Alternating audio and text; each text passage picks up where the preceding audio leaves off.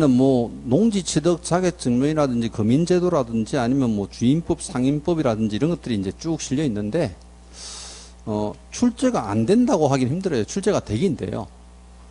농지취득 자격이면 농지법인데 이게 한 7, 8년 전에는요. 이 농지법이 계속 한 문제씩 냈어요. 갑자기 안 내요. 근데 부동산 등기 특별조치법 등기법이잖아요. 그 거민제도를 우리 시험에 한 15년 전에는 이제 계속 냈어요. 이제 그러다가 안 내는 게 요즘은 이제 주임법, 상임법, 민사특별법을 꼭 고정시켜서 내요. 출제를 하다 보니까 이제 더 이상 출제할 여력이 없는 거죠. 그래서 이제 지금은 잘 안 내는데 이제 이 책을 쓰신 분은 옛날에 뭐 20년 전에 나온 것도 다 실려 있어. 그냥 혹시나 하고 실어놓은 것 같아요. 근데 여러분 입장에서는 뭐 어쨌든 공부량을 줄여야 되니까 따로 안 보셔도 괜찮습니다. 근데 이제 민사특별법은 제가 한번 수업은 해요. 그게 이제 주임법, 상임법하고 부동산 실명법 이 부분 할 건데요. 이제 그래 보시고 이제 오늘은 경매 들어갑니다. 경매. 자, 책은 진도가 345페이지입니다. 345페이지.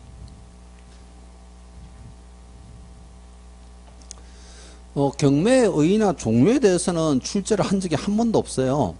근데 여러분들이 이제 이건 좀 아셔야 되는 게, 이제 등기법 시간에도 아마 할 건데요. 자, 만약에 일반 채권자예요. 소위 말해서 이제 우리 시험에서는 임차인이라고 많이 나오죠. 임차인은 물권자 아니죠. 그러면 임차인이 만약에 보증금을 실제 돌려받지 못해요. 그럼 내가 살고 있는 집을 경매에 넣을 수 있습니까? 어때요?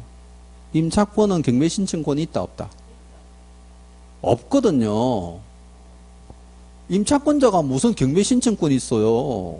없다니까요. 그 등기하면 그 전세권이지 임차권이 아니잖아. 그러니까 임차권자가 만약에 이제 이 경매를 넣고 싶으면요, 반드시 보증금 반환 청구 소송해야 되죠.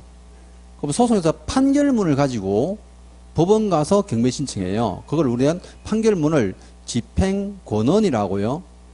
그때 경매를 뭐라냐면요, 강제경매라고 그래요. 강제경매. 강제적으로 이제 실제 판다는 거죠. 근데 보세요. 저당권자나 건저당권자, 전세권자가 자, 채권 회수를 해야 되는데 채권 회수가 안 돼. 그럼 이 사람도 법원 가야 돼? 안 가도 돼요. 실제 경매 신청을 어때요? 바로 하면 돼요.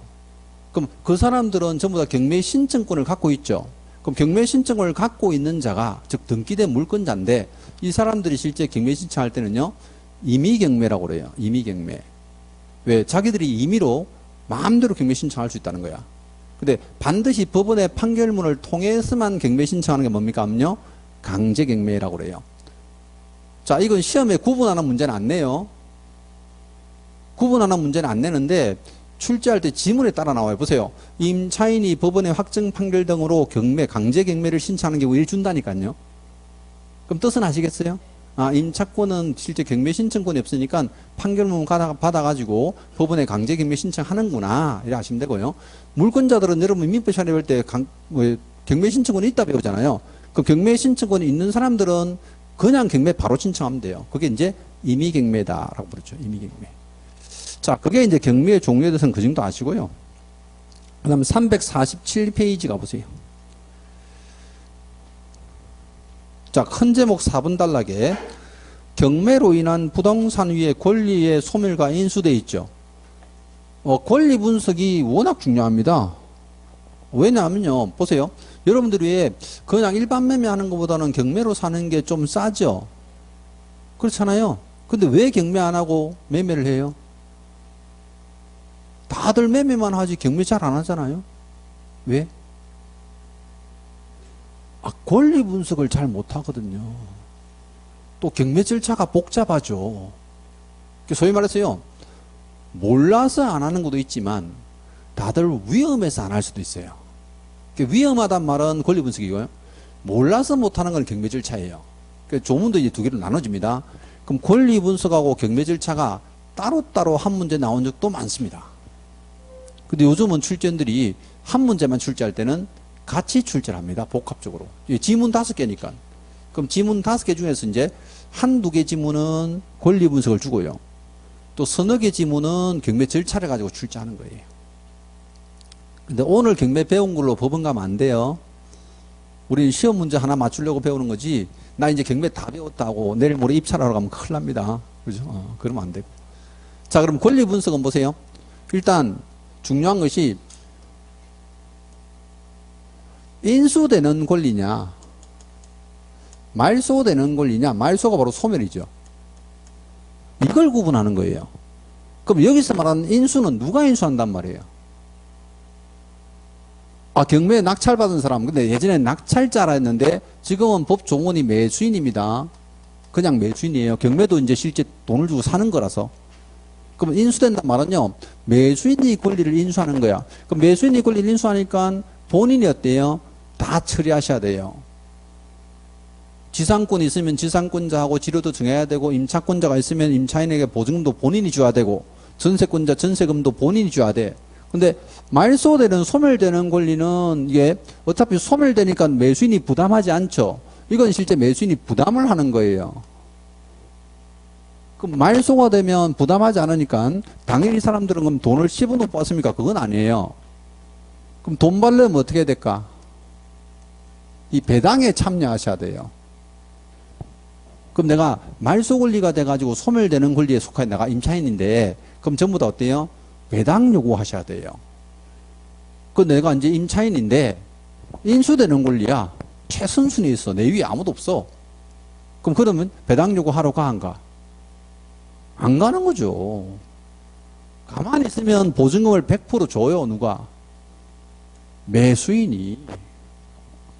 매수인 부담하는 거예요. 그래서 이제 여기서 말하는 권리 분석은요, 이렇게 이제 인수냐 말소냐를 구분하는 게 핵심이에요. 근데 잘 보세요. 말소는 경매를 낙찰받은 매수인이 신청할까요? 아니면 법원에서 할까? 등기법 시간에 이거 다 나오는 거예요. 등기법 시간에는. 그죠? 여러분들이 왜 관청에서 실제 등기소에 신청하는 거는 촉탁이라 하죠. 개인이 등기 신청하는 건 그냥 등기 신청이라 하잖아요. 그게 다르잖아요. 그래서 이제 이 매수인이 말소를 신청할까 아니면 촉탁으로 될까? 촉탁으로 다 말소해요. 그럼 법원에서 알아서 어때요? 다 소멸시켜요. 그럼 깨끗하게 실제 정리되어 있는 등기부만 어때요? 매수자에게 이제 준다. 그럼 여기서 말하는 권리란 것은 뭐냐면요, 등기된 권리에 관한 부분을 뜻하게 돼요. 그럼 보세요. 이제 이 말소와 인수인데, 그럼 어떤 걸 기준으로 합니까? 하면요, 말소 기준 권리가 있어. 어쨌든 등기관도 자기가 어때요? 법원에 촉탁받지만 뭐 정해놓고 해야 되잖아. 그러면 말소 기준 권리가 있는데, 말소 기준 권리를 기준으로 하는데 이게 어떤 권리입니까? 하면요, 이걸 잘 외우셔야 돼요. 말소 기준 권리를 모르면 나중에 문제를 못 푸는데 쉬워요. 뭡니까? 하면요, 돈 빌려주고 등기한 것들이에요.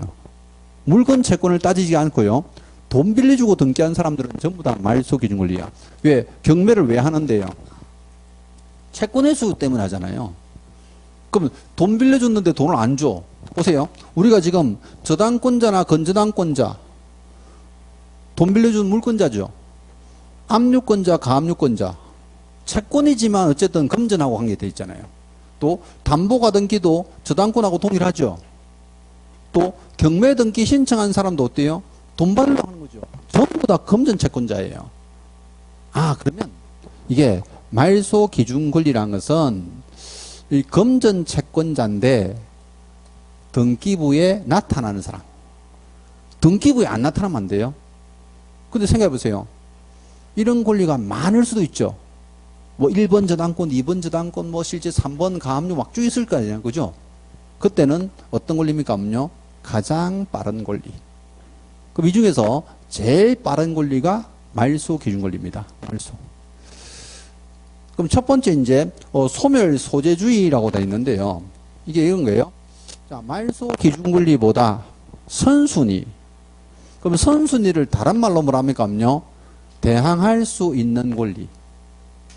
그 시험에 이렇게 두 가지로 나와요. 보세요. 말소 기준 권리는 단어 안 나와요. 저당권, 건저당권보다 선순위 권리를 나옵니다. 또는 다른 말로요, 저당권, 건저당권에 대항할 수 있는 권리를 나와요. 그러니까 같은 말이에요. 그럼 선순위니까 어떻게 될까? 당연히 인수하는 거지. 그럼 인수하는 권리는 실제 이제 요거 있는데 실제 선순위 권리가 아니고 후순위 권리죠. 그 말소 기준권 후순위니까 이건 뭐라 할까요? 대항할 수 없는 권리. 보세요. 압류, 가압류에 대항할 수 없는 지상권은 이래 나와요. 또는 압류, 가압류보다 후순위인 실제 전세권자는 이래 나와요. 이해하셨죠? 그럼 첫 번째 선순위와 후순위 따지는데 후순위 권리자는 원칙이 뭐야? 말소되는 거지. 그러니까 말소된다 쓰기도 하고 소멸된다 쓰기도 하고요. 같은 말이에요. 그럼 어떤 권리가 종류가 있습니까? 보세요. 용익물권에 지상권, 지역권, 전세권이죠. 임차권, 가등기. 여기서 말하는 가등기는 이 담보가등기 아니에요. 원래 가등기가 소유권 이전 청구권 보증가등기죠. 그 다음에 가처분 등기, 환매 등기. 그럼 보세요. 예를 들어서 이제 등기부를 보니까, 그럼 여기 이제 뭐 소유자가 있을 것이죠. 소유자, 그죠? 이 소유자 A씨가 있고, 또 저당권, 건저당권은 을구죠. 이 갑구고, 을구가 있는데, 여기 이제 1번 보니까, 그죠? 예, 저당권자 있어요. 근데 여기 밑에 보니까 2번에 처분금지 가처분 등기 돼 있어요. 얘가 지금 A씨 부동산이고 B씨 건가 봐. 등기 넘겨주세요 하는 게 가처분이잖아요. 돈 주세요 하는 거는 가압류고, 그죠? 그럼 요때 이제 1번 저당권이 있고 가처분 등기가 있는 상태에서 이제 경매가 들어왔어. 여기 이제 경매 개시 결정 등기 이렇게 돼 있단 말이에요. 그럼 이 경우에 가처분은 인수됩니까? 말소됩니까? 모르는 거지. 이걸 따져봐야 된다니까요. 인수되려면 어때요? 선순위 걸려야 되고, 말소되려면 후순위 걸린데, 자, 같은 갑구는 동구로 하죠. 동구에서는 뭘 따져요? 순위번호. 근데 이거 별구잖아. 뭘 따져요? 접수번호. 그럼 이 둘이 접수번호를 따져봐야 돼. 무슨 뜻인지 알죠? 그럼 접수번호니까 이제 얘가 뭐 4780몇 이렇게 돼 있는데 얘는 보니까 5500 몇 번이야. 그럼 어떻게 돼요? 얘가 앞서네. 그러면 어떻게 해요? 전부 다 말소예요. 무슨 뜻인지 알죠? 요런 개념이야. 그러면 지상권, 지역권, 전세권, 임차권 같은 게 이걸 외우는 게 아니고요. 이걸 외워야 돼요. 왜? 여기에 해당되는 거 아닌 것들은 전부 다 선순위 인수. 후순위 어때요? 말소. 그럼 만약에 이제 환매 등기가 있어. 어때요? 말소인 거지. 무슨 말 알죠? 가등기가 있어. 말소인 거지. 전부. 그럼 이게 이제 만약에 저당권자가 최선순위면 매수인은 신경 써 안 써요? 아예 안 써요. 소송이 붙었던 세금을 안 냈던 전부 다 말소라니까요. 지금 무슨 뜻인지 알죠? 그 개념이에요. 그래서 이제 그게 인수라는 개념인데, 자, 그럼 말소되는 권리 똑같습니다. 그럼 여기서 보면 말소 기준 권리보다 선순위냐 후순위냐 따지는 거지 어떤 종류를 말하는 게 아니라서 보세요. 담보 가등기보다 선순위의 저당권은 인수한다. 담보 가등기보다 선순위 저당권은 저당권 지가 말소 기준 권리잖아. 몽땅 말소지. 이걸 외워야 된다니까요. 이놈을. 말소 기준 권리가 아닌 권리 중에서 선순위 후순위를 따진다고요. 이해했어요? 이 권리 분석 문제 내면요. 경매 절차보다 오히려 더 어려워요. 오히려 선순위 후순위면 무조건 인수 말소 뭐 이렇게 외우면 되는 그게 아니야. 편법을 엄청 써요. 출제원들이. 자, 원칙입니다. 원칙. 근데 원칙도 있지만 예외가 있어요. 예외는 100% 출제예요. 그게 뭐냐면요. 자, 선순위인데 말소되는 권리가 있어. 그게 누구냐면요. 배당 요구한 전세권자예요. 이거 작년에도 시험에 나왔어요. 작년에. 그럼 배당 요구한 전세권자 이래 보시면 돼요. 자, 여기에 등기부가 있는데, 그죠? 여기 이제 뭐 소유자가 있고, 그죠? 전세권자가 있어요. 근데 전세권자가 최선순위예요. 그럼 최선순이면 자기는 가만히 있으면 어때요? 매수인이 전세금 갖다 주죠. 근데 경매 들어간 집에 살기 싫은 거야. 그럴 수 있잖아요. 그래서 자기가 뭐 했다? 배당 요구해버렸어요. 자, 전세권은 배당 요구권이 있다, 없다? 있죠. 경매 신청권, 배당 요구권 다 있단 말이야. 그럼 전세권자가 배당 요구 신청하면 당연히 최선순위가 전세금 다 받았겠죠. 그럼 전세금이 없어진 전세권 등기 효력이 있다, 없다? 없잖아요. 이건 이제 실제 직권 말소예요. 지금 무슨 뜻인지 알죠? 그래서 이제 이게 배당 요구한 전세권자는요, 말소시킨다는 게 전세 등기 자체를 없앤다는 거예요. 왜? 돈을 다 받아갔으니까. 이해했어요? 그 내용. 자, 근데 이제 후손의 권리도 실제 이제 예외가 있습니다. 후손인데도 인수가 돼요. 왜 인수됩니까? 하면요, 등기부에 안 나타나요. 그럼 보세요. 인수와 말소는요, 법원의 촉탁을 통해서 등기관이 어때? 말소하잖아요. 그 등기관이 말소할 때 기준을 정해놓고 하는데, 등기관이 알 수 없는 권리가 있죠. 등기관이 알 수 없는 권리가 있는데, 물권자야. 그럼 보호해줘야 되잖아요. 물권자는 대항할 수 있으니까, 그러니까 이건 무조건 인수예요. 그 여러분 알다시피 이제 유치권, 법증상권, 분묘기지권. 좀 전에 우리 분묘기지권 배웠는데, 경매에서는 안 내요. 경매에서 만약에 이제 인수되는 권리 나오면요, 전부 다 100% 유치권 냈어요. 여러분들이 나중에 실전 경매를 해보면 아시겠지만요, 제일 무서운 놈이 유치권자예요. 소유권 빼놓고 유치권자가 제일 무서워요. 그죠? 왜? 등기부에 나타나지 않는 유령이에요. 근데 피담보 채권은 또 많아. 그죠? 또 거기다가 얘는 경매 신청권도 있어. 배당 요구권은 없지. 유치권자는 자기 채권을 주세요 신청할 수가 없어요. 왜? 가만히 있으면 다 갖다 준다니까. 인수되는 권리는 매수자가 부담하는 권리니까 유치권자가 주장하는 피담보 채권을 다 갖다 줘야 돼요. 그러니까 가만히 있으면 돈도 갖다 주는데 뭘 배당을 요구해. 그죠? 필요 없는 거죠. 예외하시겠죠? 그 내용들입니다. 그래서 이제 여러분들이요, 요거는 인수냐 말소냐를 가지고 따지는 문제고, 예외조항은 요거 작년에 나왔으니까 아마 올해는 낸다 하면 이쪽 가능성이 높아요. 근데 이제 이게 판례가 하나 있습니다. 판례가. 그 예외적인 또 판례예요. 그래서 이제 348페이지 보시면, 책을 쓰신 분도 이제 밑에 그 권리 분석에 대한 핵심에서 표를 만들어 놨잖아요. 이 표를 보고 공부하시면 돼요. 표 보고. 소멸되는 권리, 인수되는 권리 쭉 써놨는데,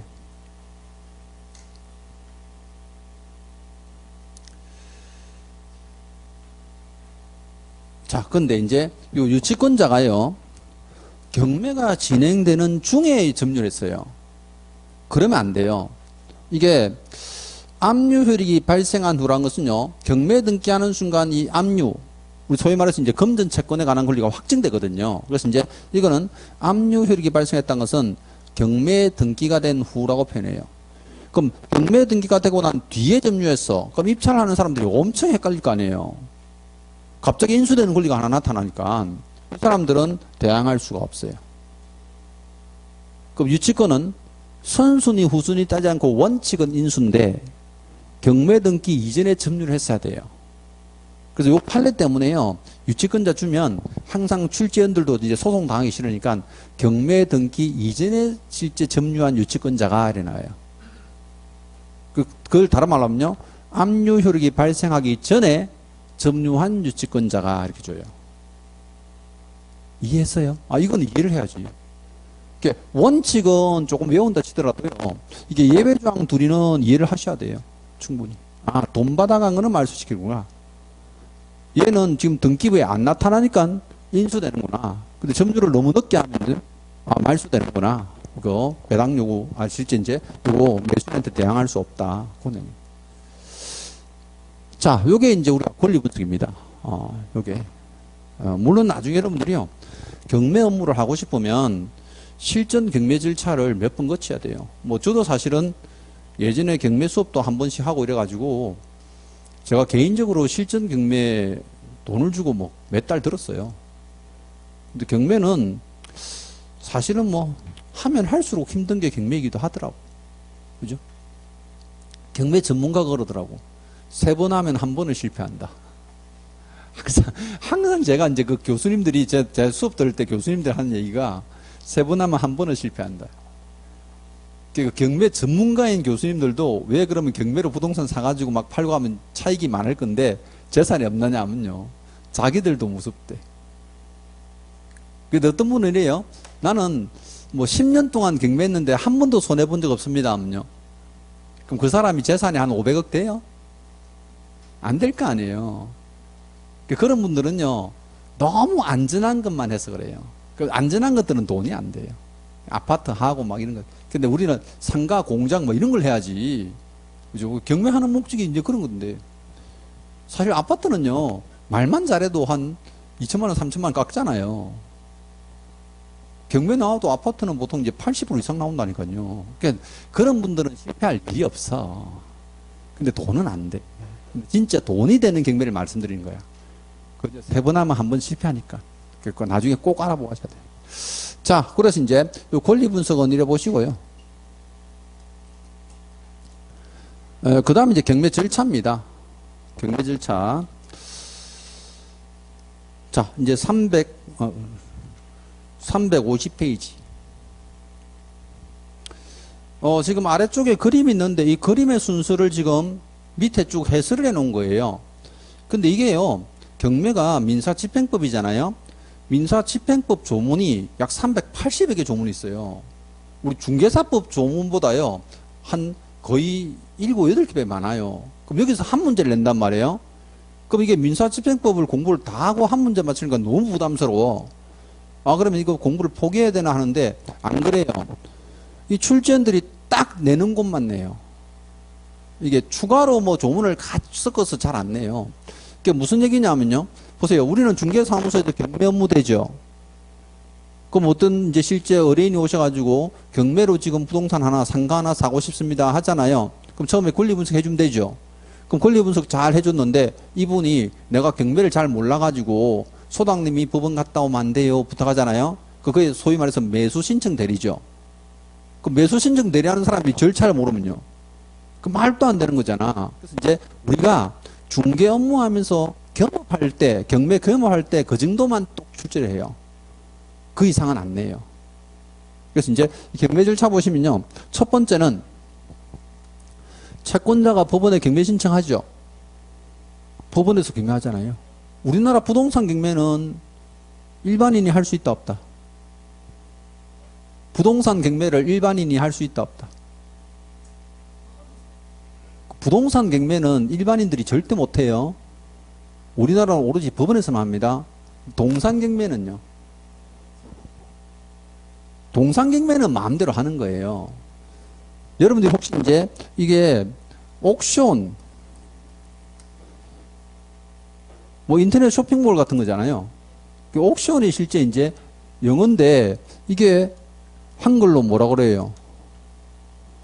경매예요.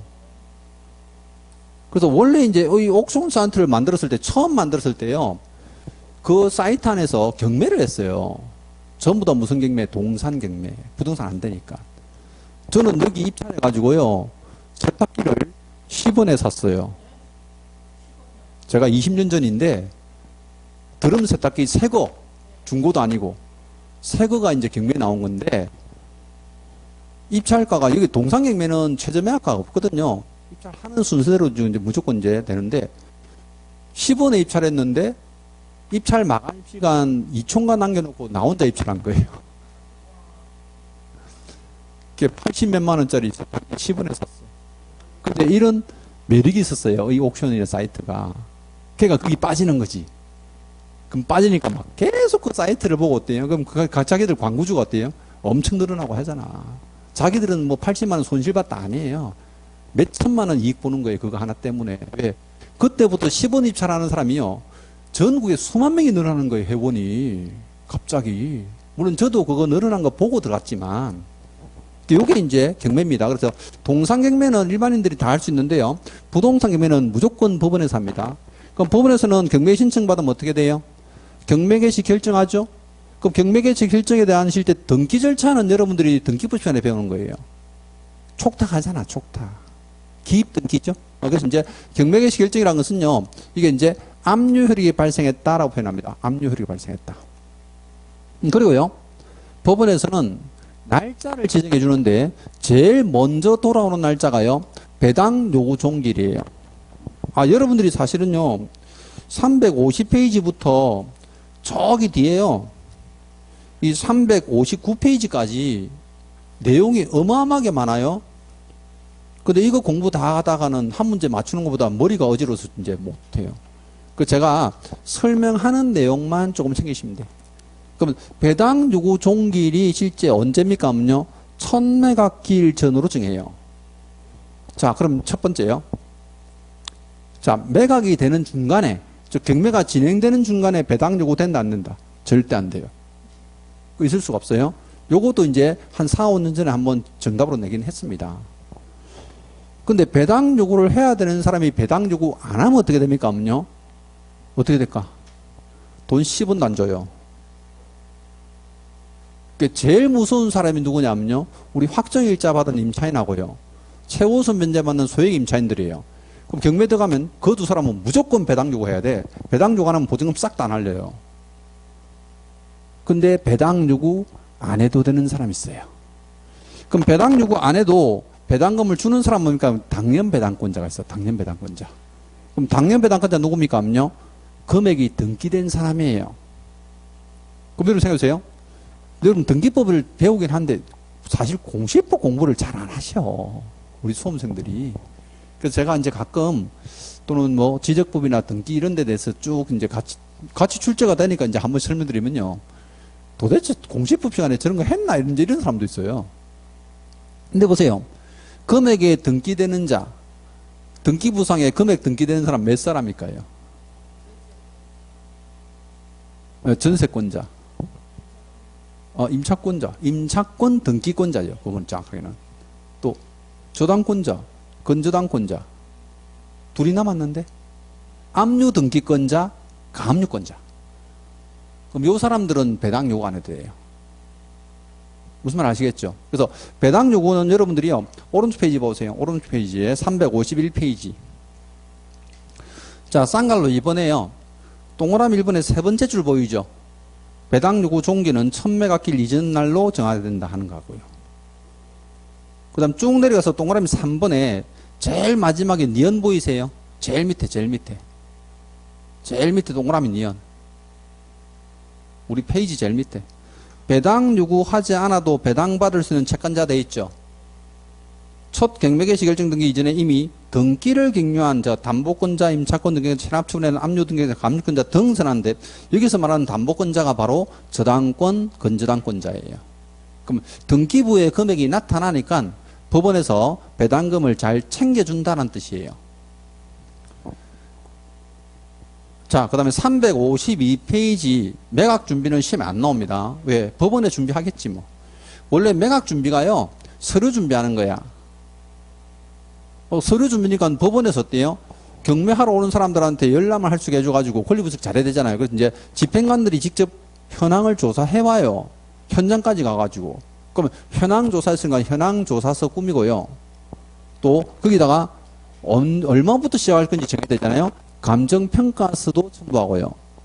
또 매각 물건 명세서도 첨부합니다.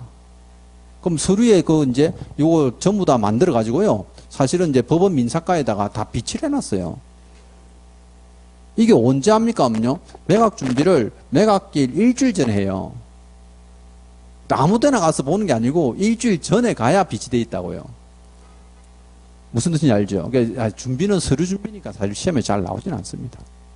그래서 혹시나 여러분들이 나중에 경매할 때 내가 어떤 물건이 탐나는 게 있는데 요거 경매 나온 물건을 법원에서 어떻게 조사했는지 상세히 보고 싶다 하면요, 대부분 경매 옥션 사이트 있죠. 거기 가도 이 서류 다 있어요. 거기 들어가서 이제 전산으로 보시든지 아니면 인터넷 실험 어때요? 법원에 가시면 민사과에 비치되어 있습니다. 그 다음에 이제 요거 매각 준비하고 나서는요, 두 번째 날짜가, 첫 번째 날짜가 배당 요구 종기일이죠. 두 번째 날짜가 매각일이고요. 매각 결정기일 두 개를 정합니다. 그럼 여러분 입장에서 보세요. 매각기일이 뭡니까? 이게 입찰하는 날짜예요. 그럼 매각기일 날 매각을 어때요? 실시합니다. 뭐 여기 떠 있지만 매각 실시는 매각기일에 하는 거예요. 그럼 매각 결정기일은 뭡니까? 하면요. 일주일 기다려야 돼. 그럼 일주일 기다리는데 요 날이 낙찰받는 날이에요. 그러면 입찰하는 날 낙찰되는 거 아닙니까? 아니에요. 왜냐하면 법원에서 일주일 동안 심사를 해요. 뭘 심사하느냐면요. 과연 이 사람이 입찰을 해도 되는 사람인지 해서는 안 되는 사람인지 그걸 심사합니다. 보세요. 채무자가 돈을 안 갚아서 지금 법원에 경매를 신청했는데 채무자 지가 낙찰받겠다고 왔어. 될까 안 될까? 그거 절대 안 돼요. 여러분들이 왜 이제 민법 시간에 왜 제한 능력자 있죠? 미성년자, 피한정, 후기는 피성년 그 사람들 입찰 안 돼요. 미친 사람이 1억짜리를 100억 쓰면 어떡하려고. 무슨 말 알죠? 그걸 심사하는 게 일주일 걸리는데 그 날짜가 매각 결정기일이다. 예전에 이걸 낙찰기일 불렀는데 용어가 다 바뀌었어요. 그래서 이건 매각기일과 매각 결정기일을 정한다. 자, 그 다음에요. 353페이지. 쌍갈로 5번입니다. 쌍갈로 4번은 지금은 날짜 지정 공고 통지 요거는 이제 이 정도 아시면 되고요. 쌍갈로 5번이에요. 매각 실시합니다. 자, 매각 실시하면 보세요. 거기 이제 동그라미 니은 먼저 한번 보세요. 니은. 자, 민사집행법에는 부동산 매각은 자, 매각기일에 하는 호가경매, 매각기일에 입찰 및 개찰하는 기일입찰, 입찰기한 내에 입찰하여 매각기일에 개찰하는 기간입찰 세 가지 방법 되어 있죠. 이게 매각을 실시하는데 이게 세 가지 방법으로 실시를 해요. 예. 근데 여러분들이 이제 어떤 방법인지 상세히 몰라도 되는데요. 호가 경매는 손 들고 금액 부르는 거예요. 혹시 여러분들이 영화 같은 데 보면 한 번씩 나오죠. 호가가 부를 호자에다가 가격 가짜거든요. 그냥 부르는 거예요. 요즘 잘 안 해요. 브로커들이 많아가지고. 그럼 두 번째 기일 입찰은 당일날 입찰하고 당일날 개찰하는 거예요. 무슨 뜻인지 알죠? 기간 입찰은요. 30일 동안 입찰을 받고요. 마지막 날 개찰하는 거예요. 근데 기간 입찰 잘 안 해요. 왜 안 하냐면 이 집행관들이 일이 많아가지고 잘 안 합니다. 그럼 보세요. 세 가지 방법인데 요거는 이제 뭐 매각은 두 가지 방법으로 실시하는 일이 한 번 냈어요. 딱 한 번. 세 가지가 있다는 거 아시면 되고. 자, 그 다음에 이제 동그라미 2번 가셔가지고 보세요. 입찰표를 작성하죠. 그럼 입찰표에 쓴 금액 내가 얼마에 사겠다라고 써야 되잖아요. 그 금액을 뭐라 합니까 하면요. 매수 신고가라 합니다. 예전에는 입찰가라 했는데 이게 용어들이 다 바뀌어가지고요. 그럼 매수 신고가를 적고요. 그 다음 보증금 내는 거 아시죠? 보증금 얼마 내요? 자, 최저 매각가의 10분의 1이죠.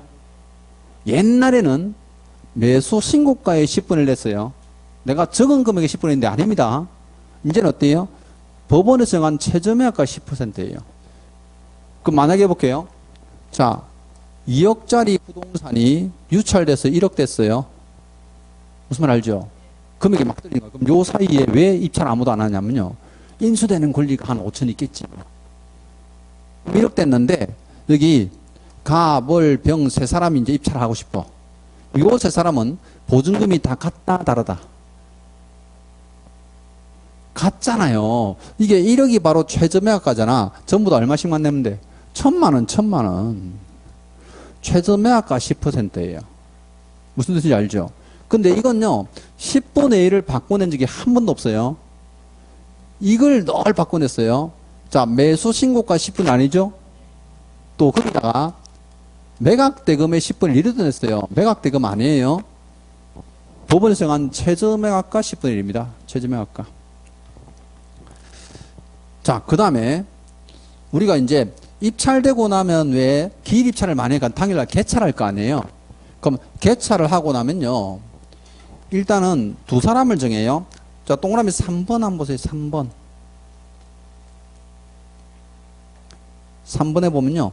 세 번째 줄요.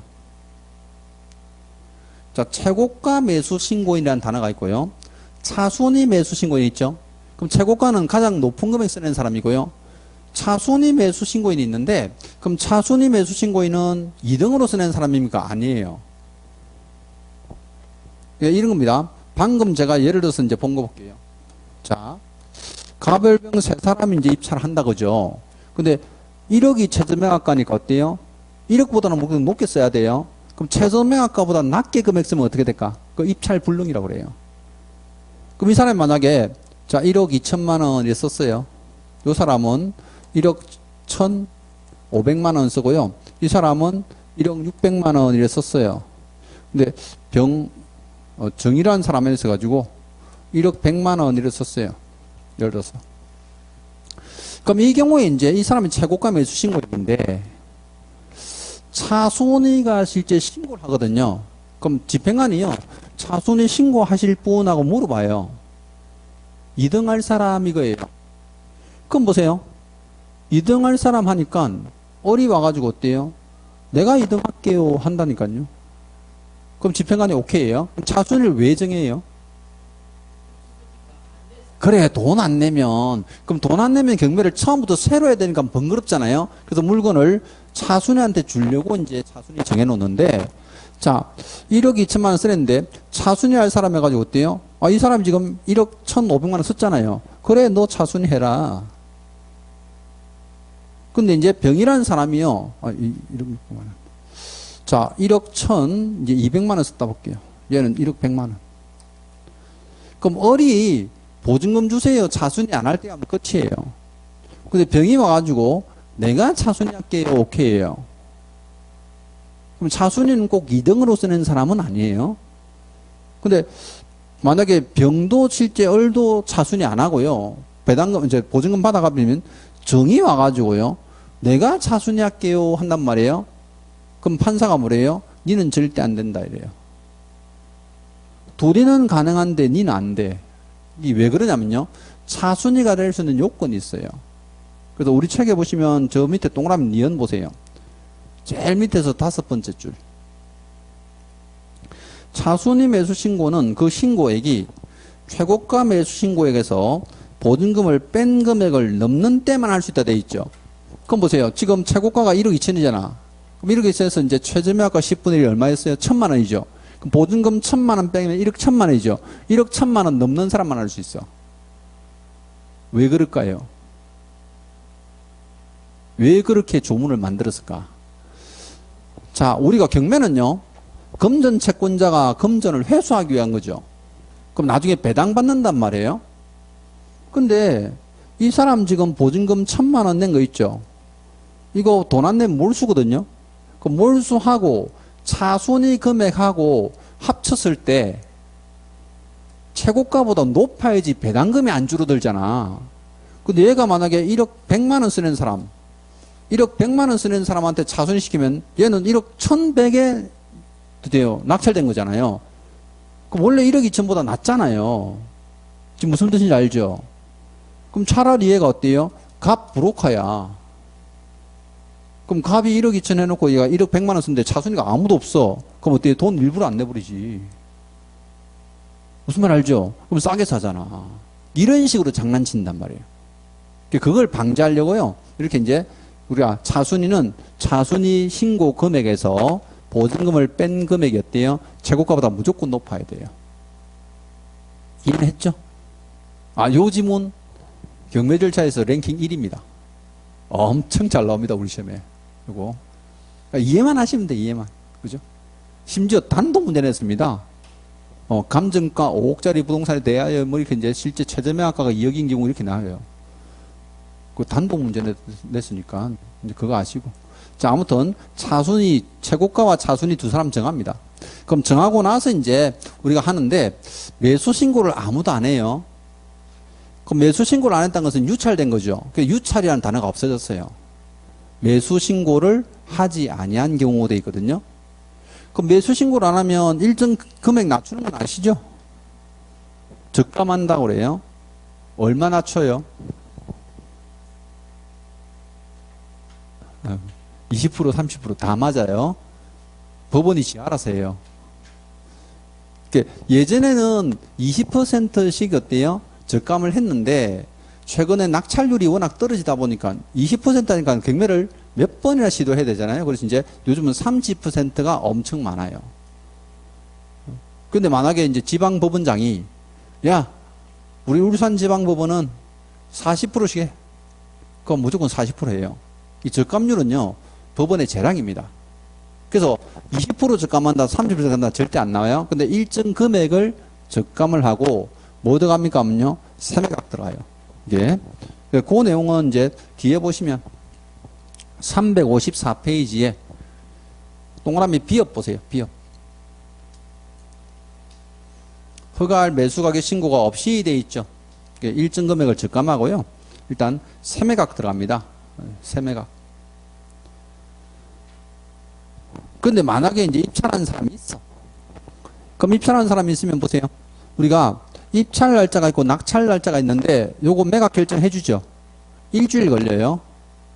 근데 왜 법원에서는 보세요. 매각 준비 일주 전에 해요.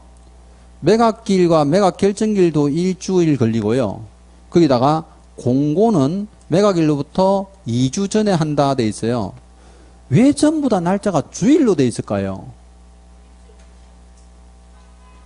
주일로. 절차 자체가 주일이잖아요. 일주일에 한 번이 문제가 아니고 주일로 지금 다 돼 있잖아요. 왜? 그 집행관이 뭐 교회 다니나요?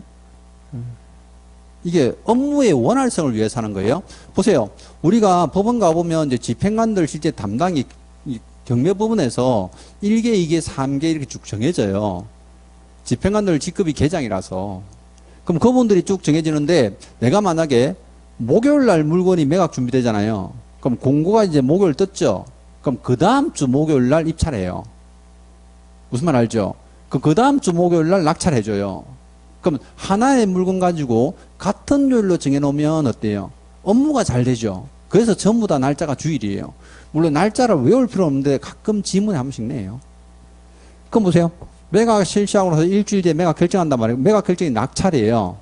근데 이 낙찰을 실제 받으려면요, 이걸 내셔야 돼. 만약에 이제 실제 농지 같으면요, 경매에서는 농지 취득 자격증명을 제출해야 됩니다. 근데 아쉽게도 우리 책에 그 단어가 하나도 없어요. 우리 책에 제가 다 뒤져봤는데 이 표현이 없어요. 그럼 355페이지예요. 쌍알로 7번 보세요. 7번. 매각 허브 결정돼 있죠.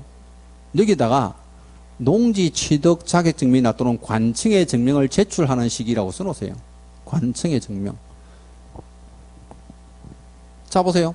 매각을 실시하는 날 매수 신고한다고 그랬는데요. 저 시험에 요거 두 번 냈을 때 이런 냈어요.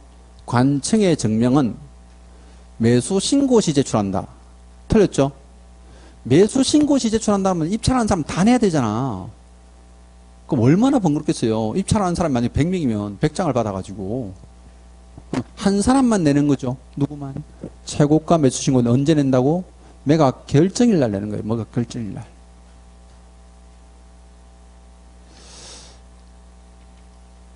자, 그 다음에요. 농취증 잘 냈어요. 그 매각 결정 받았죠. 이 매각 결정으로 인해서 손해보는 사람이 발생할 수 있죠. 그럼 손해보는 사람들은 뭐 할 수 있냐면요. 항고할 수 있어요. 근데 항고를 만약에 하면 경매가 지연되잖아요. 그 지연을 방지하려고요. 항고 보증금을 반드시 공탁을 합니다. 항고 보증금. 그럼 그게 얼마입니까? 하면요. 매각대금의 10분의 1이에요. 아, 여기는 매각대금이고 여기는 최저매각가네. 자, 우리 시험에서 이제 두 번째로 많이 나온 거 이 돈이에요. 둘이 바꿔서도 많이 냈고요. 심지어 한 해에 한 문제를 내면서요. 지문에 3번하고 4번에 나란히 낸 적도 있어요. 3번하고 4번이 냈어요. 매수신청 보증금 최저매각가 10분의 1한다. 항고 보증금은 최저매각가 10분의 1한다. 이래 냈어요. 그럼 분명히 한 놈은 틀렸잖아. 똑같은 금액이 아니니까. 그죠? 그래서 어쨌든 이건 10분의 1은 앞에 조심해야 되는데, 자, 항고를 그럼 했어. 그럼 항고했는데, 기각됐어요. 그럼 기각되면 어떻게 됩니까? 하면요. 이 보증금은 몰수해버려요. 채무자나 소유자가 항고했을 때요. 보증금 절대 돌려주지 않습니다. 자, 거기에 이제 항고할 때 동그라미 2번, 3번 챙겨놓으시면 돼요. 동그라미 2번이 이거고요. 매각대금 10분의 1이고, 3번은 채무자나 소유자가 항고했을 때 보증금 반환하지 않는다는 조항이에요. 그럼 이거 볼게요. 조금 전에 우리가요, 2억짜리가 1억 됐다 했죠? 근데 낙찰받은 사람은 이제 실제 1억 2천 썼다 했잖아요. 그러면 매수 신청 보증금은 얼마예요? 1,000만 원, 1,000만 원. 항고 보증금은 얼마예요? 1,200, 1,200. 이해했죠? 그 내용입니다. 그래서 이제 두 가지가 다른 것 꼭 기억하시고. 일단 매각 결정 났습니다 하는데요. 그럼 매각 결정 나면요, 돈 내야 되죠? 대금 지급 기한 정합니다. 그 쌍갈로 8번에 동그라미 1번 챙기시면 돼요. 매각 허가 결정 확정되면 법원은 대금의 지급 기한을 정하고, 자, 기한이니까 일정 기간 안에 내면 되죠. 이건 출제를 좀 너무 치사한 문제라서 대금 지급 기일을 정하고 이래냈어요. 하루 만에 돈 내라면 어떡하겠다는 거예요, 이거를. 그죠? 근데 예전에 민사소송법실에는 기일이었어요. 그럼 법원에서 만약에 예를 들어서요, 3월 15일까지 내세요 하잖아요. 그럼 무조건 3월 15일 날 받아줘요, 돈을. 이전에도 못 내고요, 넘어가다 안 받아줬어. 기일 딱 하루만 정해줬는데, 이러다 보니까 사고가 잘 나요. 못 내는 경우가 많이 생기더라고요. 그죠? 그래서 이제 기한을 정해주는 걸로 개정했어요. 그럼 기한이 어떻게 됩니까? 약 한 달 뒤에 돈을 내는데 3월 10일부터 15일 사이 내세요 하고 정해준다고요. 무슨 말 알죠? 그게 이제 기한입니다. 기한. 자, 그 다음 넘어가시면요. 자, 동그라미 3번에 보면요. 그럼 대금 지급 기한까지 돈을 안 냈어. 그럼 안 내면 차순위한테 주죠. 근데 차순위 매수 신고도 없어. 그럼 어떡합니까? 재매각 들어가요. 근데 보세요. 세매각이랑 재매각 다르죠? 재매각은 대금을 미납했을 때만 재매각이고 나머지는 전부 다 세매각이에요. 근데 왜 이렇게 용어가 다릅니까? 이 재매각을 했을 때 사후 절차에 관한 부분이 있기 때문이에요. 이걸 똑같이 세매각이라면 세매각에서 이래버리면 어때요? 어떤 세매각인지 구분 안 되잖아요. 그래서 그냥 용어를 어때요? 이렇게 바꿔서 부르는 거예요. 그러면 재매각 하는 경우 어떻습니까? 전 매수인 있겠죠? 이 낙찰 받은 사람, 이 사람 매수인지가 어때요? 할 수 없어요.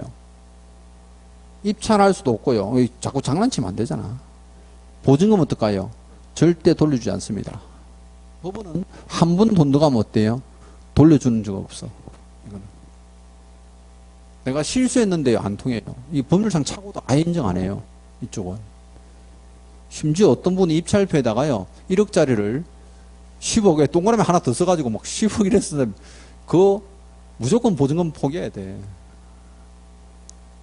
근데 이게 이제 가끔요, 이 불허가 처분받은 게 있잖아요. 이 불허가 처분받아도 세매각 하는데, 불허가 처분받은 사람들은 이게 보증금 반환 청구 소송을 통해서 받은 사례도 있긴 해요. 그 사례가 뭐냐면 경매가 진행되는 중에 이게 건물 같은 게 멸실돼 버리는 거죠. 무슨 말인지 알죠? 경매 물건 자체가 없어지면 어때요? 입찰하는데 어떤 효력이 없잖아요. 그래서 이제 그런 사건들이 벌어지면 보증금 다 돌려줬지만 그런 특이한 사건 아니면 어때요? 안 돌려줘요. 다 반환. 이제 그럼 돌려준다고 나오면 전부 X예요. 반환하지 않는다고 했습니다. 자, 그런데 이제 대금 지급 기한이 정해졌는데 내가 돈이 모자라. 근데 내가 배당받을 채권자야. 그럼 어떻게 합니까? 상계 신청하시면 돼요. 거기 동그라미 3번, 5번 보이죠? 5번. 상계가 무슨 단어인지는 아시겠죠? 상계. 상계를 다른 말로 하면 지하고. 어떤 분이 쌤. 그죠? 맞습니다. 그럼 만약에 보세요. 지금 내가 이거 채권자인데 1억 2천 낙찰 받았어요. 근데 내가 받을 돈이 1억 있어. 배당금이. 그럼 얼마만 내면 된다? 2천만 원만 내면 돼요. 원래요, 금액을, 대금을 지급하고 난 뒤에요, 이틀 뒤부터 배당을 해요. 그러면 채권자가 지금 낙찰받은 사람이 지가 낙찰받았는데 1억 2천 갖다 내고 어때요? 이틀 뒤에 가서 또 1억 받아오고, 이 말이 안 되죠. 그냥 아예 상계해 주세요 하고 신청할 수 있습니다. 채권 상계 신청. 자, 근데 이제 대금을 지급했어요. 그럼 대금을 지급하고 나면요, 언제 권리 취득합니까? 먼저 그 박스 밑에 보세요. 박스 밑에가 아니라 박스 위에 권리의 취득 나오죠. 자, 권리 취득 시기는 대금을 다 낸 데인데, 이거 여러분들이 워낙 많이 배우잖아요. 예. 세법 시간에도 나오잖아. 경매로 실제 소유권 취득 시기 하면요. 경락잔금 완납일을 배우죠. 그게 뭐예요? 대금을 다 낸 때예요. 경매에 소유권 취득 시기. 그러면 등기를 해야 된다, 안 해야 된다? 안 해도 돼요. 근데 이 팔아물려면 등기를 해야 돼. 그럼 등기 절차가 어떻게 되냐 하는데 지금 여러분들이 밑에요. 박스 밑에 동그라미 2번 보세요. 등기 절차. 이거 등기부처에 다 배우는 건데 법원에 촉탁 신청하죠. 그럼 법원에 촉탁 신청하면요. 이 법원에서는 촉탁서를 작성을 해요. 그럼 작성해서 어때요? 등기관한테 촉탁하는 거지. 그럼 등기관 알아서 어때요? 인수하고 말소할 거 다 정리해줘요. 그 다음 우리 책에 보시면 거기 쌍갈로 10번에요. 배당 절차 돼 있는데 이 배당 절차는 15회 때 한 번 내고 그 이상 안 내요. 그럼 15회 때가 언제예요? 20년 전이잖아요. 그럼 20년 전에 내고 나서부터 안 냈어요, 이거. 제가 볼 때는 나오지 않는다고 보고요. 그 다음에 이제 359페이지 갑니다. 이제 마지막 절차예요. 보세요. 소유권도 취득했고, 등기도 했잖아요. 근데 물건 받으러 가니까 임차인이 딱 점유하고 이제 물건 안 주는 거야. 이사 못 가인 거나, 이사비 내나, 막 보증금 다 내나. 그 예전에는 이거 명도소송 했거든요. 근데 명도소송 안 해도 돼요. 그게 뭡니까? 하면요. 인도명령 신청하시면 돼. 법원에 인도명령 신청하시는데 요거는 대금을 납부한 날부터 돼요. 6개월 이내 하셔야 돼요. 6개월 지나버리면 명도소송해야 돼요. 그래서 거기서 이제 인도명령은 세 번째 줄에 매각대금을 납입한 후 6개월 챙기시면 돼요. 근데 인도명령 신청하면요. 법원에서 집행관하고 거기 이제 한 대여섯 명 트럭 몰고 나와요. 이게 되게 무서운 거야. 그게 뭐라냐면요. 강제 집행이라는데, 그죠? 그 행정 대집행이에요. 해버린다고. 자, 경매 절차는 다 보셨습니다. 근데 보세요. 앞 시간에, 앞에서 했던 권리 분석 있잖아요. 권리 분석은 요즘 계속 내요, 매년. 지문에서 이제 한두 개 나올 거고. 자, 경매 절차에서는 많이 나온 게 어떤 겁니까? 하면요. 가끔 요런 거 나오고요. 이건 가끔이에요. 이쪽은 거의 매년 내요. 거의. 돈이 걸려 있잖아요. 보증금 얼마 내느냐, 농지적 언제 내느냐, 신청되느냐 안 되느냐, 권리취득 시가 언제냐, 등기를 어떤 식으로 하느냐 하는 지문들을 거의 매년 내요. 매년. 요거 아시면 이제 경매 절차는 이제 마치는 거죠. 자, 열어보시고요. 이제 10분 쉬었다가 우리가 이제 마지막 단원입니다. 매수 신청 대리 가도록 할게요.